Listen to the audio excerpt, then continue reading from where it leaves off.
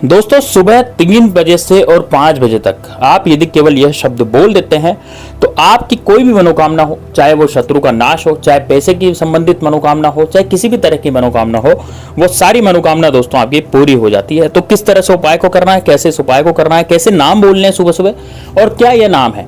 दोस्तों इसमें कोई खास नाम नहीं है, इतना कोई जबरदस्त नाम नहीं है कि भाई आपको याद नहीं होगा या फिर आपको कुछ पता नहीं होगा।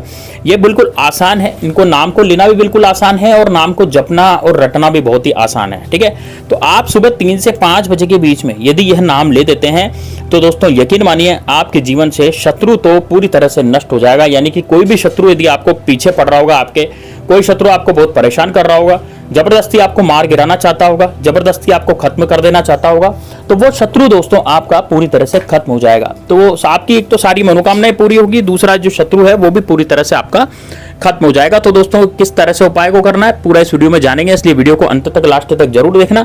साथ ही में दोस्तों कमेंट बॉक्स में हर हर महादेव जरूर लिखना। यदि आप महादेव बाबा के भक्त हैं तो आप हर हर महादेव कमेंट बॉक्स में जरूर लिखें, और यदि आप भगवान श्री राम के सच्चे सेवक हैं तो जय श्री राम जय बागेश्वर धाम सरकार भी कमेंट बॉक्स में जरूर लिखें। वीडियो को लाइक करें, ज्यादा से ज्यादा वीडियो को शेयर करें।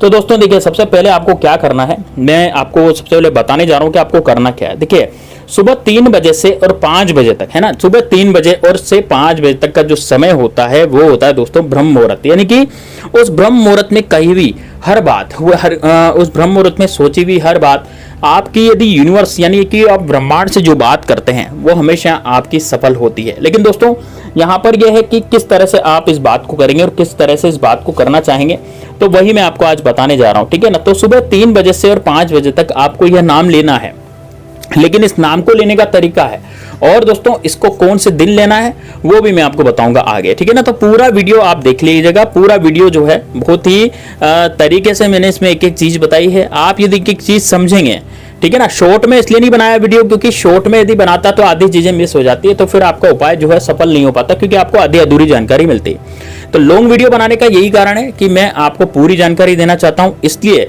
दोस्तों आपको बड़े ही ध्यान से इस बात को सुनना है और इस बात को समझना है। ठीक है, तो आप क्या करें दोस्तों सुबह 3 बजे से और 5 बजे तक। तो सबसे पहले तो मैं आपको बताना चाहूंगा कि शनिवार का जो दिन होता है या फिर बुधवार का दिन, देखिए आप कॉपी में ना दिन नोट कर लीजिएगा कि कौन कौन से दिन आपको ये बोलना है। ठीक है, तो आपको एक तो बुधवार का दिन चुनना है, इसके लिए एक चुनना है आपको गुरुवार का दिन, एक चुनना है शुक्रवार का दिन और आप चुन सकते हैं शनिवार का दिन। ठीक है, ये 4 में से कोई सा भी दिन चुन लीजिए।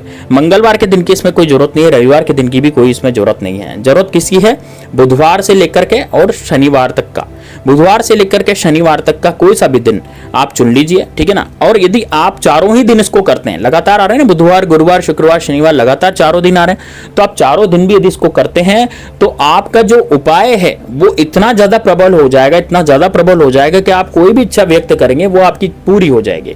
यानी कि दोस्तों ये बस चलते फिरते का उपाय है, ऐसा नहीं है कि आप इसमें विशेष रूप से माला कर रहे हैं या माला का जाप कर रहे हैं या कोई नाम जप कर रहे हैं, ऐसा कुछ भी नहीं है। सिंपल सा उपाय है, आसान सा उपाय है, लेकिन उपाय बड़ा जबरदस्त है।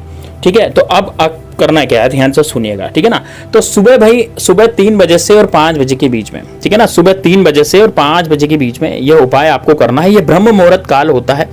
ब्रह्म मुहूर्त में कही हुई हर बात या फिर ब्रह्म मुहूर्त में हम किसी भी देवता का या किसी भी ये जैसे देवी का हम स्मरण करते हैं, हम जाप करते हैं, तो वो हमें निश्चित रूप से दोस्तों उसका फल देती हैं, क्योंकि ब्रह्म मुहूर्त सबसे शांत मुहूर्त होता है और ब्रह्म मुहूर्त में की गई हर चीज आपकी सफल होती ही होती है।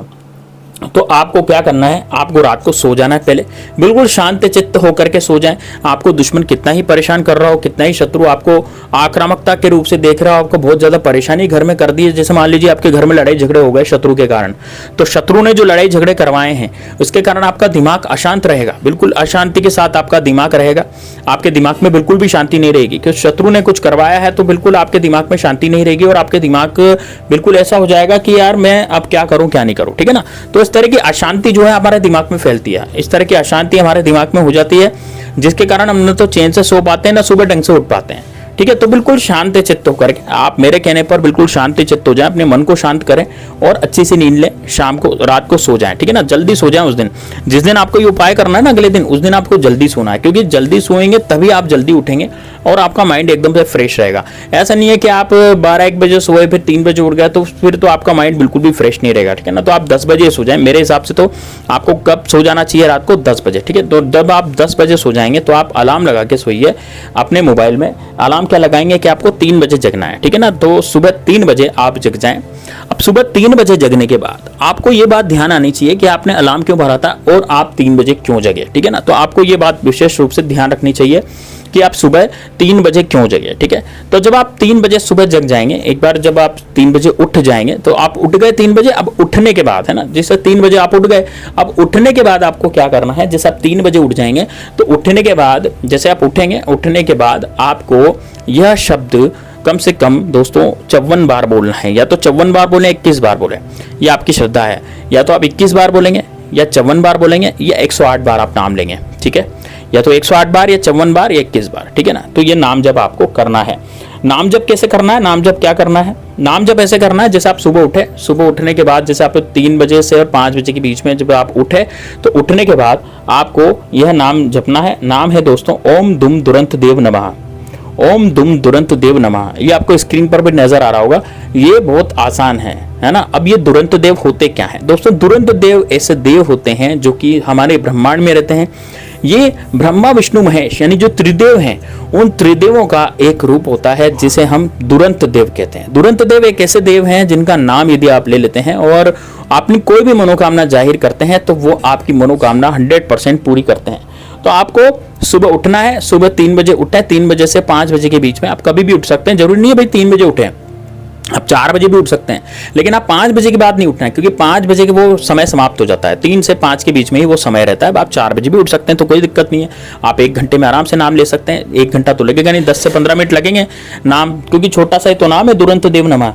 ये इसको लेने में ज्यादा समय थोड़ी लगेगा। तो आपको ओम दुम दुरंत देव नमः जो है ये मंत्र है, ये आपको जाप करना है, ठीक है। ओम दुम दुरंत देव नमः, इस मंत्र का आपको जाप करना है। और कितनी बार करना है इस मंत्र का आपको जाप करना है, कम से कम ये मान लीजिए कि या तो 21 बार या 54 बार या 108 बार, ठीक है। 21 बार, 54 बार या 108 बार इसका आपको नाम लेना है। ओम दुम दुरंत देव नमः, ओम दुम दुरंत देव नमः। इस तरह से आपको 21 बार या 54 बार या 108 बार नाम लेना है। अब नाम लेने के बाद आपको अपनी मनोकामना बोलनी है। जैसे आपने 108 बार नाम ले लिया तो उसके बाद आपको अपनी मनोकामना बोलनी है कि भाई मैं मेरी जिंदगी में बहुत परेशान हो चुका हूं। यदि आपको कोई शत्रु जानता है या फिर आप किसी शत्रु को जानते हैं, उसका नाम जानते हैं, तो आप उस शत्रु का नाम भी दुरंत देव के सामने ले सकते हैं, ठीक है। और यदि नाम नहीं जानते शत्रु का, आपको लगता है कि यार मेरे तो गुप्त शत्रु ही मेरे बहुत पीछे पड़े हुए हैं और गुप्त शत्रु के कारण ही मैं बहुत परेशान हो चुका हूं, तो जो गुप्त शत्रु पीछे पड़े हुए हैं तो आप गुप्त शत्रुओं का भी नाम ले सकते हैं, ठीक है ना। तो ओम दुम दुरंत देव नमः बोलने के बाद आप अपने जो गुप्त शत्रु उनके लिए कह सकते हैं कि मैं मेरे